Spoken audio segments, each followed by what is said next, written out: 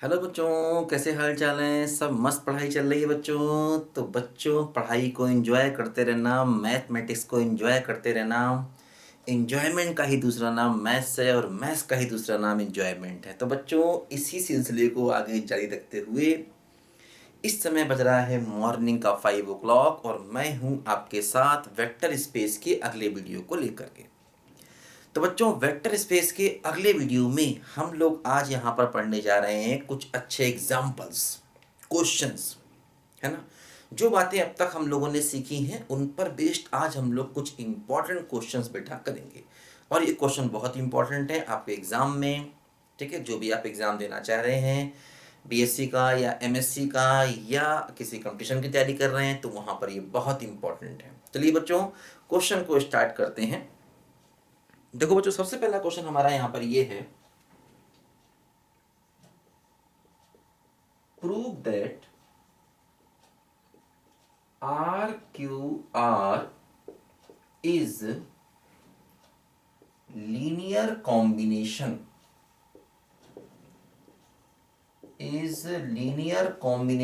Of 1 1 1 0 1 1 and 0 1 -1, है ना। मतलब देखो, ये आर क्यूब आर जो है, मैंने बताया था आर क्यूब आर बेटा एक वेक्टर स्पेस होता है, क्योंकि आर की पावर एन आर एक वेक्टर स्पेस होता है ना। देखो बच्चों, ये हम लोग जो क्वेश्चन कर रहे हैं ये भी आगे जो हम लोग पढ़ेंगे बेसिस एंड डायमेंशन वगैरह, तो वहाँ पर भी बहुत काम आते हैं, है ना। ये एक तरीके से उसका बेस है, ठीक है। और अपने आप में इंपॉर्टेंट क्वेश्चन भी है बच्चों। तो आर क्यूब आर बच्चों एक वेक्टर स्पेस होता है। तो ये वेक्टर स्पेस इन तीनों के लीनियर कॉम्बिनेशन से जनरेट हो जाएगा। इसको हम ये भी कह सकते हैं कि दीज थ्री जनरेट आर की पावर 3 आर, है ना। ऐसा भी कह सकते हैं कि these three points generate R की पावर 3 आर, इसको ऐसा भी हम लोग कहते हैं। तो देखो बच्चों, इसका एक मेथड ये होता है कि जैसे हम आर की पावर क्यूब में एक एलिमेंट, क्योंकि आर की पावर 3 है मतलब 3 डायमेंशनल स्पेस है ये, तो इसका हम लोग एक एलिमेंट ए बी सी मान लें, है ना। ये मान लें कि मान लो ये एलिमेंट आर की पावर 3 में आता है। आर की पावर 3 का मतलब क्या हो गया, ये हमारा 3 डायमेंशनल स्पेस हो गया। तो मान लो ये ए बी सी जो है ये आर की पावर 3 में आता है, मान लिया मैंने। अब हम ये शो करेंगे कि ये ए बी सी इन तीनों का लीनियर कॉम्बिनेशन है। इसका मतलब ये हुआ कि ए बी सी को ऐसे लिख सकते हैं, कैसे, x into first 1 1 1 plus y into second 0 1 1 plus z into third. ऐसे हम लोग इसको मान लो लिख सकते हैं, है ना, कि ए बी सी जो है आर की पावर 3 का कोई एलिमेंट है। तो इस आर की पावर 3 के एलिमेंट को इन तीनों के लीनियर कॉम्बिनेशन में मान लो हम लोग लिख सकते हैं। अब हमें मतलब मैंने ऐसा मान लिया कि मान लो ये इन तीनों का, मैंने बताया था बेटा लीनियर कॉम्बिनेशन का मतलब यही होता है कि मान लो आपने यू एक वेक्टर लिया, तो ये होता है a1 u1 plus a2 u2 and so on. a1 a2 a3 कहाँ के एलिमेंट होते हैं, फील्ड के। और यहाँ पर फील्ड क्या है, आर, आर के एलिमेंट एक्स वाई जेड मैंने मान लिए, है ना। यहाँ पर फील्ड क्या है, यहाँ पर फील्ड मैंने आर ले रखा है ना। तो आर के एलिमेंट क्या होगा, एक्स वाई जेड। तो मुझे ये शो करना होता है कि ये a1 a2 a3 हमको मिल जाएंगे, कुछ ऐसे मिल जाएंगे कि हम u को u1 u2 u3 u4 के लीनियर कॉम्बिनेशन में लिख पाएंगे। u एक वेक्टर है जिसको हम u1 u2 u3 इनके लीनियर कॉम्बिनेशन में लिख सकते हैं। ऐसा हमको यहाँ पर प्रूव करना है, ठीक है बच्चों। तो बेटा यहाँ पर देखो, जरा ध्यान दो कि अब हमें देखना है कि क्या ये एक्स वाई जेड मिल जाएंगे, है ना। क्या ये एक्स वाई जेड की वैल्यू हमको मिल सकती है, एक्स है वाई है और जेड है, क्या ये एक्स वाई जेड हमको मिल सकते हैं। बस यही हमको निकालना है। देखो क्या मेथड है, इजी है काफ़ी। देखो जैसे यहाँ पर ये फर्स्ट है ए और बी और सी। देखो यहाँ पर ये एक्स को करो मल्टीप्लाई अंदर, तो ऐसा कर सकते हैं। y को करो अंदर मल्टीप्लाई 0 y y और z को करो अंदर मल्टीप्लाई तो 0z माइनस z, ऐसा कर सकते हैं। अब देखो जैसे ये यहाँ पर ए बी सी है, इसको देखो ऐड करना है, तो तीनों जो है ना, अगर इन तीनों को ऐड करना है, एक्सक्यूज मी, देखो तो इसका मतलब पहले फर्स्ट वालों को ऐड करा जाएगा तो x हो जाएगा, फिर सेकेंड एलिमेंट्स को ऐड करेंगे तो x plus y plus z हो जाएगा, फिर थर्ड एलिमेंट को ऐड करेंगे तो x plus y minus z हो जाएगा। फर्स्ट को फर्स्ट से ऐड करना है, सेकेंड को सेकेंड से ऐड करना है और थर्ड को थर्ड से ऐड करना है ना। फर्स्ट एलिमेंट को फर्स्ट से ऐड करना है, सेकेंड को सबके सेकेंड से, थर्ड को थर्ड से ऐड करना है। ये r की पावर 3 का अपना प्लस का मेथड होता है। मैंने बताया था r की पावर n में प्लस में हमेशा यही मेथड होता है ना। r की पावर n में जैसे r की पावर n जब आप वेक्टर स्पेस लेते हैं, है ना, मैंने बताया था यूक्लिडियन स्पेस कहते हैं इसको। r की पावर n को जब आप यूक्लिडियन स्पेस लेते हैं और अगर आप इसके दो एलिमेंट, जैसे मान लीजिए एक एलिमेंट है x1 y1 z1 और दूसरा एलिमेंट है x2 y2 z2, अगर आप इनको ऐड करना चाहें तो ये ऐड करने का मेथड होता है। फर्स्ट में फर्स्ट को ऐड करोगे, सेकंड में सेकंड को ऐड करोगे, थर्ड में थर्ड को ऐड करोगे। क्योंकि देखो वेक्टर के पास दो ऑपरेशन होते हैं, एक प्लस का एक डॉट का। प्लस का अपना उसका इंटरनल होता है, तो ये मान लो इसका अपना प्लस का ऑपरेशन है ना। जैसे कि मान लो मैंने r की पावर 3 ले लिया, स्पेशल केस, r की पावर n होगा तो इसके n कोऑर्डिनेट होंगे, इसके भी n कोऑर्डिनेट होंगे। और दूसरा मैंने बताया था कि मल्टीप्लाई अगर डिफाइन करना है, ए एक्स वाई जेड को डिफाइन करना है, तो ये होगा ए एक्स ए वाई और ए जेड, ऐसे इसको हम लिख सकते हैं कि ए क्या है, फील्ड का एलिमेंट, और ये क्या है बोलो, आर की पावर 3 का एलिमेंट। तो अगर हम फील्ड के एलिमेंट को आर की पावर 3 के एलिमेंट से मल्टीप्लाई करेंगे तो इसको हम ऐसे लिख सकते हैं। बस समझे, ये तरीका बच्चों मैंने आपको बताया था, है ना। ये होता है इसका एक्सटर्नल ऑपरेशन, डॉट यहाँ पर मान लो ऐसे करके, तो ये एक्सटर्नल ऑपरेशन हो गया और ये इसका प्लस हो गया इंटरनल ऑपरेशन। यूक्लिडियन स्पेस में ये दो ऑपरेशन हमेशा डिफाइन होते हैं, मतलब r की पावर n के दो एलिमेंट को ऐड करना है तो ये मेथड, और अगर एक फील्ड के एलिमेंट को एक एलिमेंट से मल्टीप्लाई करना है तो ये मेथड। ये देखो दोनों मैंने यूज किए, देखो पहले हमने इसको यूज किया, ठीक है, फिर हमने देखो यहाँ पर इसको यूज किया, कोई टेंशन नहीं है, ठीक है। अच्छा, अब देखो यहां से हम लोग क्या करेंगे कि भाई हमें एक्स वाई जेड चाहिए है और एक्स वाई जेड की value in terms of A B C चाहिए। तो हम लोग क्या करेंगे बच्चों, देखो करस्पॉन्डिंग कोऑर्डिनेट्स को इक्वल कर देंगे, है ना। हमें एक्स वाई जेड की वैल्यूज ए बी सी के टर्म में चाहिए है। देखो हम लोग क्या करेंगे, जैसे आप क्या करेंगे, फर्स्ट को फर्स्ट के इक्वल कर दीजिए तो x बराबर ए, सेकेंड को सेकेंड के इक्वल करिए तो x plus y plus z बराबर b हो गया, है ना। थर्ड को थर्ड के इक्वल करेंगे तो x plus y minus z बराबर c हो गया। फर्स्ट को फर्स्ट के इक्वल कर दिया, सेकेंड को सेकेंड के इक्वल कर दिया और थर्ड को थर्ड के इक्वल कर दिया। अब देखो यहां से एक्स वाई जेड निकालना होगा, तो x तो हमको मालूम ही है, x तो निकला हुआ ही है, a in terms of sorry a B c निकाल सॉरी एक्स वाई जेड निकालना है, तो x तो मिल गया a और y और z इन दोनों से निकलेगा। दो कैसे निकलेगा y और z, जैसे यहाँ पर x plus y plus z बराबर b है तो x की वैल्यू a पुट कर दो, तो ये a उधर भेज दो तो हो जाएगा क्या, माइनस a हो जाएगा, है ना।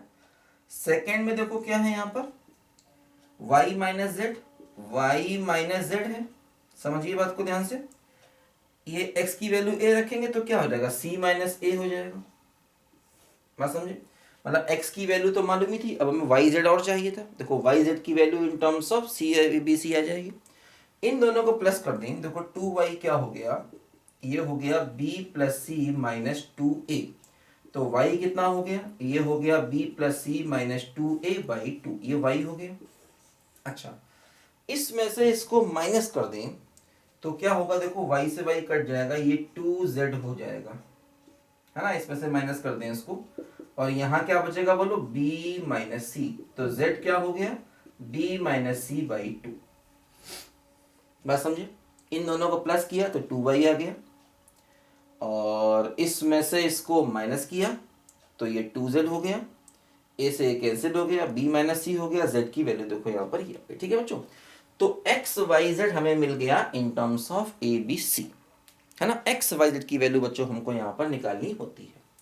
तो अगर हमें एक्स वाई जेड मिल गया है, इसका मतलब हम ये कह सकते हैं कि एक्स वाई जेड एग्जिस्ट कर रहा है।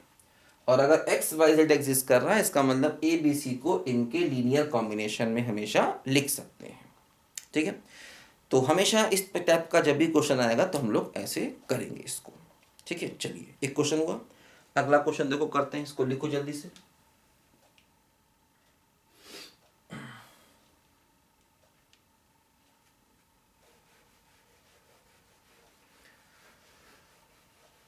मौसम है आशिकाना, है दिल कहीं से उनको ऐसे में ढूंढ लाना, ऐसे में ढूंढ लाना, कहना कि रुत जवां है और हम तरस रहे हैं।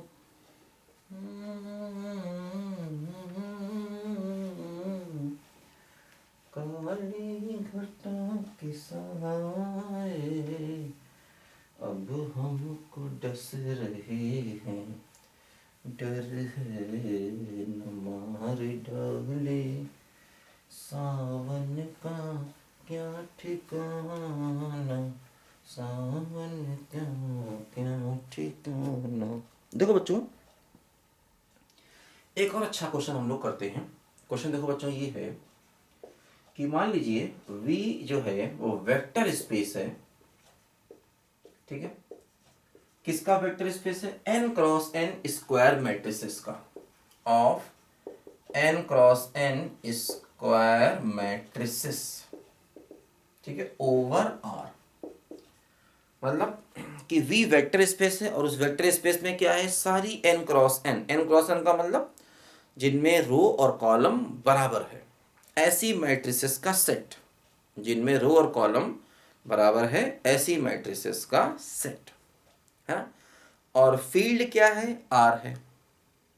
फील्ड क्या है? उसका R है। ठीक है, अच्छा।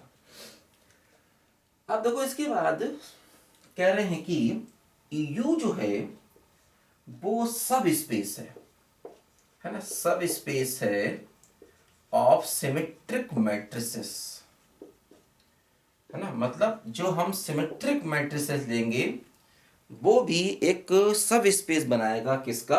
V का। और W क्या है? W है सब space of skew symmetric matrices. W क्या है? सब स्पेस है स्क्यू सिमेट्रिक मैट्रिसेस का, है ना।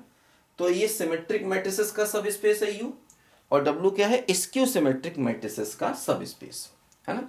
जैसे कि मान लो आप अगर कोई स्क्वायर मैट्रिक्स बनाते हैं, जैसे आपने मान लो स्क्वायर मैट्रिक्स बनाया, कोई बनाया 2 3 4 1 2 3, है ना, 0 -1 2, ये मान लो आपने स्क्वायर मैट्रिक्स बनाया इस टाइप के n क्रॉस n।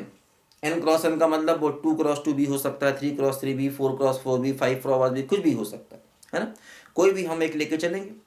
और ये सिमेट्रिक मतलब ये हो गया इस टाइप की सारी मैट्रिसेस। अब देखो इन्हीं में से कुछ मैट्रिसेस ऐसी होंगी जो सिमेट्रिक होंगी। सिमेट्रिक में क्या होता है, आपने पढ़ा होगा 2 3 4 जैसे है, तो यहाँ 3 होगा, यहाँ 1 होगा, यहाँ पर मान लीजिए 4 है तो यहाँ 4 होगा, फिर यहाँ 5 है तो यहाँ 5 होगा, यहाँ 0। मतलब देखो ये एलिमेंट इसके बराबर होता है, ये इसके बराबर होता है, ये इसके बराबर होता है ना, इसको कहते हैं सिमेट्रिक। और एक खास बात देखो ये होती है कि अगर हम ए का ट्रांसपोज निकालें, ए का ट्रांसपोज, ट्रांसपोज का मतलब, है ना, इसे कहते हैं एटी। एटी का मतलब ए ट्रांसपोज। तो ट्रांसपोज का मतलब क्या होता है कि फर्स्ट रो को फर्स्ट कॉलम में चेंज कर दो, सेकेंड रो को सेकेंड कॉलम में चेंज कर दो, थर्ड रो को थर्ड कॉलम में चेंज कर दो। तो ये मान लो ए ट्रांसपोज आया। तो ये जो ए ट्रांसपोज आता है ये हमेशा ए के ही बराबर होता है, इसको कहते हैं सिमेट्रिक मैट्रिसेस, है ना। तो ये भी इसी का एक पार्ट है। तो कोई ये इसका सब स्पेस है, मतलब ये उसका सबसेट कहीं ना कहीं है। है ना। तो इन्हीं में से कुछ हमारे सिमेट्रिक मैट्रिसेस होंगे, लेकिन ये सिमेट्रिक मैट्रिसेस भी एक प्रकार का वेक्टर स्पेस बनाते हैं, है ना, ये हमें दिया गया है। और देखो ये स्क्यू सिमेट्रिक मैट्रिसेस क्या होते हैं, स्क्यू सिमेट्रिक मैट्रिसेस में ध्यान रखना क्या होता है, देखो कि जैसे ये एलिमेंट हमेशा जीरो होंगे, और जैसे ये 3 है तो ये -3 होगा अपोजिट, जैसे ये -4 है तो ये 4 होगा, अगर ये -5 है तो ये +5 होगा, अपोजिट होते हैं, इनके साइन जो है वो अपोजिट होते हैं। जैसे इसमें अगर हम A ट्रांसपोज निकालें तो क्या हो गया, फर्स्ट रो फर्स्ट कॉलम में आ गया, सेकेंड रो सेकेंड कॉलम में आ गया, थर्ड रो थर्ड कॉलम में आ गया। इसमें से माइनस अगर हम कॉमन लें तो मैट्रिक्स में माइनस कॉमन लेने का मतलब हर एलिमेंट से कॉमन लिया जाएगा, तो 0 हो गया, फिर -3 हो गया, फिर 0 हो गया, +3 हो गया, -4 हो गया, ये -3 हो गया, 0 हो गया, -5 हो गया, और ये 4 हो गया, 5 हो गया, 0 हो गया। देखो ये जो आया है ये फिर से वही A है, तो ये -A के बराबर हो गया, मतलब स्क्यू सिमेट्रिक मैट्रिक्स में हमेशा A ट्रांसपोज -A के बराबर होता है। और ध्यान रखना ये वाले एलिमेंट 0 लेने होते हैं, ये एक दूसरे के अपोजिट होते हैं, है ना। ये वाले जैसे ये मान लो A12 है तो ये A21 हो गया, A12 का मतलब वो एलिमेंट जो फर्स्ट रो सेकेंड कॉलम में आ रहा है तो इसको A12 कहते हैं, है ना। तो देखो ये A12 की वैल्यू कितनी है, 3 है, और A21 की वैल्यू कितनी है, -3, मतलब A12 और A21 एक दूसरे के नेगेटिव है। ये देखो क्या है A13, तो A13 कितना है, -4, और A31 कितना है, +4, है ना। तो मतलब ये जो एलिमेंट होते हैं Aij, ये -AJI होते हैं यहाँ पर। Aij का मतलब जैसे देखो ये 12 है, ये 13 है, ये 21 है, ये 22 है, ये 23 है। 23 क्यों है, क्योंकि देखो ये सेकेंड रो थर्ड कॉलम में आ रहा है। सिमिलरली ये 31 है, ये 32 है, ये 33 है ना। तो एक मतलब स्क्यू सिमेट्रिक में ऐसा होता है, और सिमेट्रिक में ये इक्वल हो जाते हैं, और ये कोई भी हो सकते हैं। सिमेट्रिक में डायगोनल कोई भी हो सकते हैं, इसमें डायगोनल 0 होने चाहिए, इसमें डायगोनल जो है ना वो 0 होना चाहिए, तभी ये स्क्यू सिमेट्रिक बनेगा, नहीं तो ये नहीं बनेगा। सिमेट्रिक में आप डायगोनल को कुछ भी रख सकते हैं, कोई दिक्कत नहीं है, ठीक है बच्चों। तो ये सिमेट्रिक और स्क्यू सिमेट्रिक मैट्रिसेस के सब स्पेस कह रहे होते हैं, है ना। ये सिमेट्रिक मैट्रिसेस भी एक सब स्पेस बनाएगा, और स्क्यू सिमेट्रिक मैट्रिसेस भी एक सब स्पेस बनाएगा, मतलब एक वेक्टर हो स्पेस होगा और सबसेट भी होगा। अच्छा, अब देखो इसके बाद ये कहते हैं कि show that V is direct sum of U and V। कहते हैं कि show that V is direct sum of U and W। तो मतलब V जो है वो U एंड W का डायरेक्ट सम होगा। मतलब डायरेक्ट सम का मतलब देखो क्या होता है, V का अगर हम कोई भी एलिमेंट लेंगे तो वो U के एलिमेंट और W के एलिमेंट को प्लस करके मिलेगा, और वो रिप्रेजेंटेशन यूनिक होगा। देखो डायरेक्ट सम क्या होता है, लीनियर सम क्या होता है, लीनियर स्पैन क्या होता है, ये कई टर्म बेटा पिछले वीडियो में बता चुका हूँ मैं आपको। और अगर आपने पुराने वीडियोस नहीं पढ़े हैं तो मेरे चैनल पर जाइए, वहाँ पर आपको प्लेलिस्ट मिलेगी, प्लेलिस्ट में आपको एक वेक्टर स्पेस लीनियर अलजेब्रा की प्लेलिस्ट मिलेगी। उस प्लेलिस्ट में जा करके आपको ये सारे के सारे वीडियोस पुराने जो हैं वो मिल जाएंगी। बात समझे बच्चों, तो ये बात यहाँ पर ध्यान देना, ठीक है। देखो तो डायरेक्ट सम का मतलब क्या होता है, अगर हम V का कोई भी एलिमेंट पकड़ लें, है ना, अगर हम V का कोई भी एलिमेंट पकड़ लें तो क्या होगा बच्चों कि वो एलिमेंट U और W के एलिमेंट के सम से निकलेगा, और वो रिप्रेजेंटेशन यूनिक होगा, है ना। डायरेक्ट सम में क्या होता है, रिप्रेजेंटेशन यूनिक होता है। ये बात यहां पर आप जरा ध्यान दीजिए।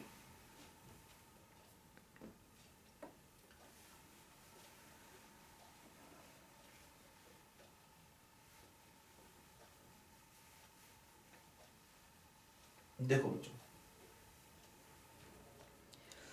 जैसे कि मान लो मैंने क्या किया कि एक एलिमेंट मान लो मैंने मैट्रिक्स V का A ले लिया। A मान लो क्या है, एनी मैट्रिक्स ऑफ वी का मान लीजिए कोई एक मैट्रिक्स, क्योंकि वी के पास मैट्रिक्स ही हैं सारे, तो ए उनमें से कोई एक मैट्रिक्स हो सकता है। वी का मान लीजिए कोई मैट्रिक्स है ए, ठीक है। अच्छा, अब हमें ये शो करना है कि ये जो है वो सिमेट्रिक और स्क्यू सिमेट्रिक के सम की फॉर्म में होगा। मतलब इसको हम ऐसे लिख पाएंगे कि एक एलिमेंट मान लीजिए ये होगा ए यू का, है ना, और एक एलिमेंट होगा ए डब्ल्यू का। इसको सम की फॉर्म में लिख पाएंगे, मतलब एक मैट्रिक्स हमको सिमेट्रिक मिलेगा, है ना, ये क्या होगा हमारा सिमेट्रिक मैट्रिक्स, और ये क्या होगा हमारा स्क्यू सिमेट्रिक मैट्रिक्स होगा। मतलब इसको हम सम की फॉर्म में लिख पाएंगे, वी के हर एक एलिमेंट को इसके एलिमेंट और इसके एलिमेंट के सम की फॉर्म में लिख पाएंगे। और ये जो रिप्रेजेंटेशन है, ये रिप्रेजेंटेशन यूनिक होगा, है ना, ये रिप्रेजेंटेशन जो है वो यूनिक होगा। ये बात हमें यहां पर शो करनी है कि v का हर एक एलिमेंट हम u और w के एलिमेंट्स के सम की फॉर्म में लिख पाएंगे, और ये जो रिप्रेजेंटेशन है ये रिप्रेजेंटेशन यूनिक होगा। ये हमको यहां पर प्रूव करना है। डायरेक्ट सम का मतलब रिप्रेजेंटेशन यूनिक होगा। देखो क्या करेंगे, मान लो मैंने एक मैट्रिक्स ए ले लिया v का। देखो ए को हम ऐसे लिख सकते हैं 1/2 और 2a लिख सकते हैं ऐसे।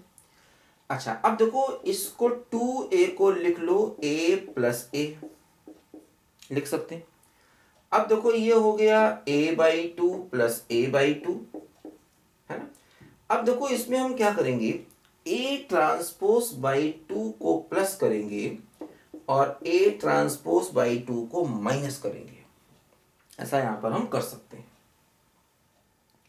है ना। इसको पहले अलग अलग किया, अब ये टर्म प्लस कर दिया, ये टर्म माइनस कर दिया, अपनी तरफ से कर सकते हैं ऐसा। अच्छा, अब देखो इसको इसको एक साथ ले लो, तो ये हो जाएगा a plus A transpose by 2, और इसको इसको एक साथ ले लो तो ये हो जाएगा a minus A transpose by 2। ये हमने यहां पर a को ऐसे करके लिख लिया,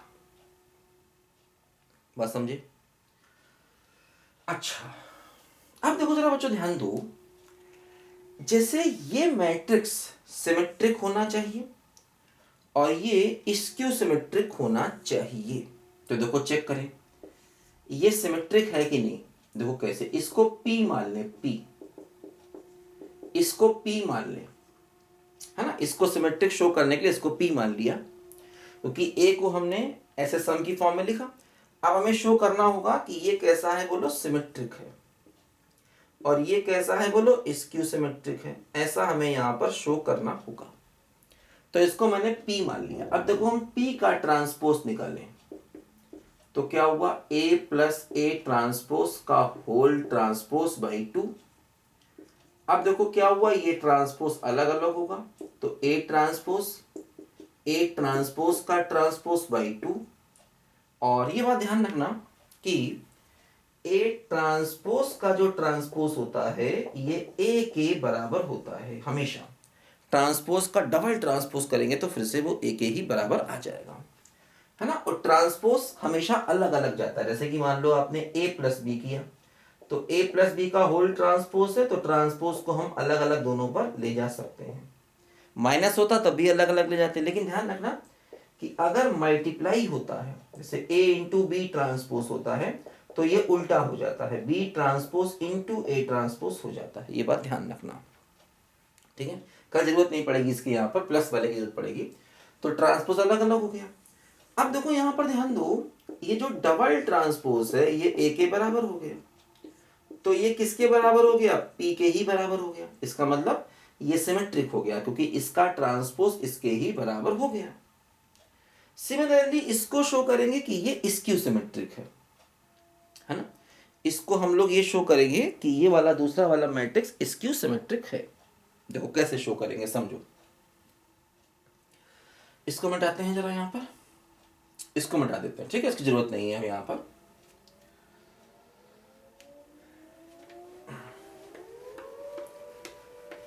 एक रास्ता है जिंदगी जो थम गए, तो कुछ नहीं। ये कदम किसी मुकाम पे जो जम गए तो कुछ नहीं। रास्ता है जिंदगी जो थम गए तो कुछ नहीं।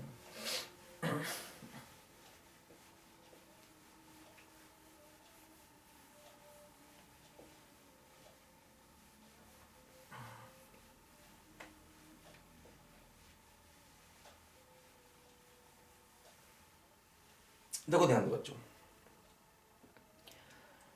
अब यहां पर हम इसको शो करेंगे कि ये स्क्यू सिमेट्रिक। देखो उसका मेथड ये है कि मैंने इसको P मान लिया, ठीक है।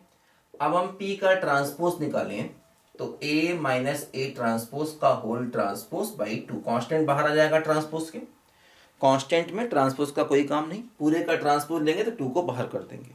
अब देखो ध्यान दो, ये जो ट्रांसपोज है ये अलग अलग जाएगा, ए पर अलग जाएगा और इस पर अलग जाएगा, ठीक है। अब देखो क्या होगा, ये जो डबल ट्रांसपोज है ये ए के बराबर हो जाएगा। अब देखो क्या होगा, माइनस कॉमन लिया तो ए माइनस ए ट्रांसपोज बाई 2, तो पी ट्रांसपोज क्या हो जाएगा, माइनस ऑफ पी के बराबर हो जाएगा। मतलब ये सिमेट्रिक मैट्रिक्स है और ये स्क्यू सिमेट्रिक मैट्रिक्स है, यही हमको प्रूव करना था।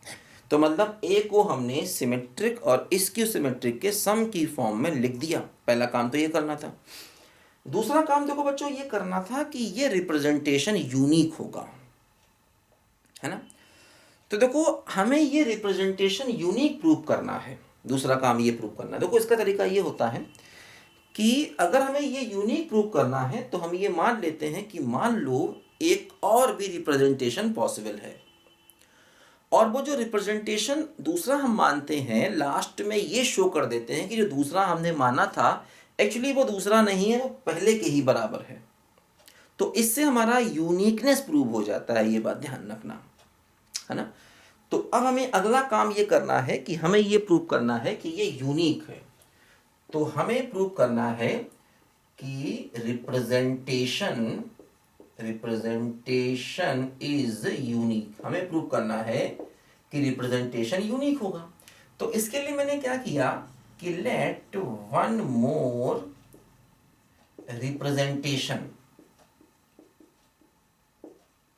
ठीक है, A equal to R plus S possible. मान लो एक और representation R plus S possible है, ठीक है।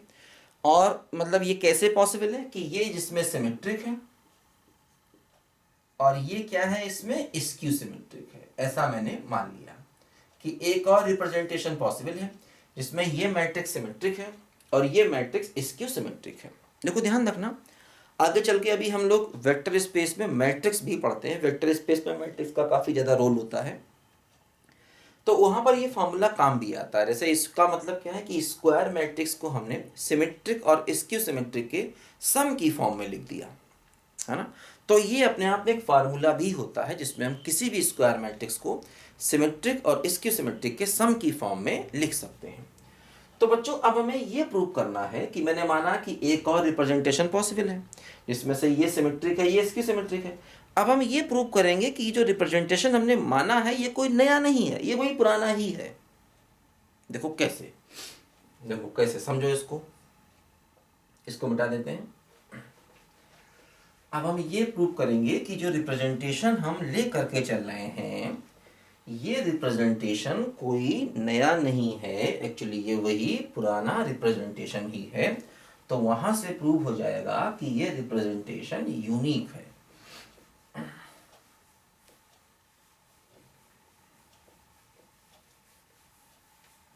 और ये मान चुके हैं कि R कैसा है, सिमेट्रिक, और S कैसा है, स्क्यू सिमेट्रिक, ऐसा हमने मान लिया, ठीक है। तो देखो बच्चों अब यहां पर ये मेरे पास है A बराबर R प्लस एस। ए का ट्रांसपोज कर दो तो पूरे का ट्रांसपोज होगा, R ट्रांसपोज S ट्रांसपोज होगा। चूंकि R सिमेट्रिक है तो R ट्रांसपोज R हो जाएगा। S स्क्यू सिमेट्रिक है, S ट्रांसपोज माइनस S हो जाएगा, क्योंकि स्क्यू सिमेट्रिक का मतलब A ट्रांसपोज माइनस A होता है। तो देखो यहाँ पर ये इक्वेशन 1 था और इसको हम आर ट्रांसपोज आर हो गया, एस ट्रांसपोज माइनस एस हो गया, ऐसे लिख सकते हैं सेकेंड, है ना। अब देखो अगर हम फर्स्ट और सेकेंड को प्लस करें तो क्या होगा, ए प्लस ए ट्रांसपोज बराबर 2r हो गया। तो r क्या हो गया, a plus A transpose by 2 हो गया। अगर हम फर्स्ट को सेकेंड में से माइनस करें तो क्या हो गया, a माइनस ए ट्रांसपोज बराबर 2s हो गया। तो s क्या हो गया, a minus A transpose by 2 हो गया। देखो यही तो हमको लाना था, जो r था एक्चुअली वो यही है जो पुराना रिप्रेजेंटेशन है, और जो s है जिसको हम नया मान के चल रहे थे वो नया नहीं है, ये वही है जो पुराना वाला है ना। कैसे किया, दोनों तरफ ट्रांसपोज ले लिया, ये गिवन था हमको, ये हम मान के चल रहे थे, दोनों तरफ ट्रांसपोज ले लिया तो इस पे ट्रांसपोज आएगा, क्योंकि बताया मैंने आपको कि जब पूरे का ट्रांसपोज आप लेते हैं तो वो ट्रांसपोज हमेशा अलग अलग हो जाता है, ठीक है। जब पूरे का ट्रांसपोज लेते हैं तो हमेशा अलग अलग हो जाता है, तो अलग अलग कर दिया। आर ट्रांसपोज को आर लिख दिया क्योंकि आर सिमेट्रिक है, एस ट्रांसपोज को माइनस एस लिख दिया क्योंकि इसको हम स्क्यू सिमेट्रिक मानकर चल रहे हैं। तो एक इक्वेशन ये हो गया, एक इक्वेशन ये हो गया, इन दोनों को प्लस कर दिया तो इससे हमें आर की वैल्यू आ गई, इसमें से इसको माइनस कर दिया तो इससे हमें एस की वैल्यू आ गई। तो आर और एस जो ये आए हैं, ये यहाँ से दिख रहा है, ये कोई नए नहीं है, ये वही पुराने ही रिप्रेजेंटेशन हैं जो हम यहाँ पर लिख के चलें। इसका मतलब ये रिप्रेजेंटेशन यूनिक है। तो कई बार हमें यूनिकनेस जब भी प्रूव करनी होती है तो हम इस मेथड को लेकर चलते हैं कि हम मान लेते हैं कि एक और मेथड पॉसिबल है, फिर ये शो कर देते हैं एक्चुअली वो जो नया मेथड हम मान के चल रहे हैं वो कोई नया नहीं है, वो पुराना वाला ही है। बस समझे बच्चों, तो लिखो जरा बेटा इसको ध्यान से, ठीक है बच्चों। तो बच्चों इस वीडियो में हम लोगों ने दो मजेदार जायकेदार लज्जतदार क्वेश्चन किए हैं, आगे भी करते रहेंगे, मस्त रहेंगे, टेंशन फ्री पढ़ाई करेंगे, कोई टेंशन मत लेना, सब पढ़ना है, आराम से पढ़ना है, मस्त अंदाज में पढ़ना है, एंजॉय करते करते पढ़ना है, ठीक है बच्चों। चलिए बच्चों मिलते हैं अगले वीडियो में, तब तक के लिए बाय बाय।